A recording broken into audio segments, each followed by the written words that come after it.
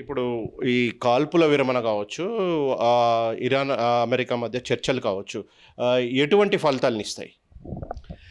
ఈ చర్చల్లో మీరు మీరు చూసుకునే మధ్యవర్తులను అప్పుడు అమెరికా ఏం చేసిందంటే పాకిస్తాన్ని, ఈజిప్ట్‌ని, తుర్కియని ఎంచుకుందండి. ఈ 3 దేశాల మాట ఇరాన్ వింటుందా? ఎలా అనుకుంటారు మీరు వింటుందని? పాకిస్తాన్ మాట అసలు వినని చెప్పింది. మేము ఏదైనా న్యూట్రల్ దేశాలైనటువంటి భారత్‌తో మధ్యవర్తిత్వాన్ని ఒప్పుకుంటాం గానీ, ఈ పాకిస్తాను, తుర్కియతోటి మేము ఒప్పుకోము అని తేల్చి చెప్పేసింది ఇరాను. వాళ్ళ దేశం ఇప్పుడు ఉన్న ప్రస్తుత అధ్యక్షుడు మసూద్ పెర్జెస్‌కి ఆయన క్లియర్‌గా చెప్పాడు. మేము పాకిస్తాన్ చెప్పిన మాట పాకిస్తాన్ నమ్మదగింది కాదు. పాకిస్తాన్ మధ్యవర్తిగా ఉండటం మాకు ఇష్టం లేదు అని తేల్చి చెప్పాడు. అలాంటప్పుడు ఈ 3 మధ్యవర్తి దేశాలు ఏమన్నా సాధిస్తాయి అనుకోవటం కూడా మనకి ఏమైనటువంటి ఆశ లేదండి. అలాగే అమెరికా కూడా ఇరాన్ పెట్టిన కండిషన్స్ ఏంటంటే, మీరు మాకు జరిగిన ప్రాణ నష్టము, జన నష్టము, తర్వాత ఇన్ఫ్రాస్ట్రక్చర్ వాళ్ళ యొక్క చేసిన నష్టానికంతా మీరు వెలకట్టి మాకు డబ్బు చెల్లించాలి. అలాగే ఇక మీదట మీరు మా మీద దాడి చేయనని ఒప్పుకోవాలి. అలాగే మీరు మా మీద మా దేశం మీద విధించిన ఆంక్షలను మీరు పూర్తిగా ఎత్తివేయాలి అనే 3 కండిషన్లు పెట్టింది.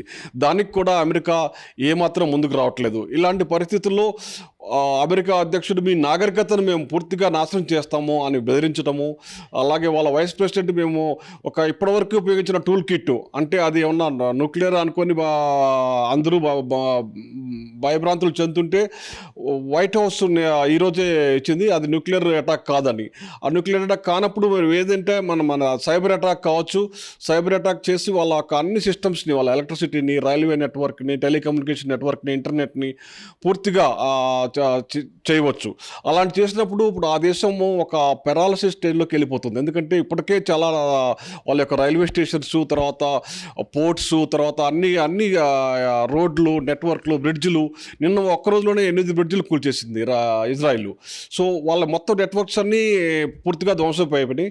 వాటిని మళ్ళీ నిర్మించుకోవడానికి దానికి ఆ దేశానికి కొన్ని సంవత్సరాలు పట్టొచ్చు అనమాట. ఇలాంటి పరిస్థితుల్లో అమెరికా విధించేటువంటి కండిషన్స్ అంటే ఇప్పుడు ఇరాన్ పూర్తిగా సగానికి పైగా మునిగిపోయింది.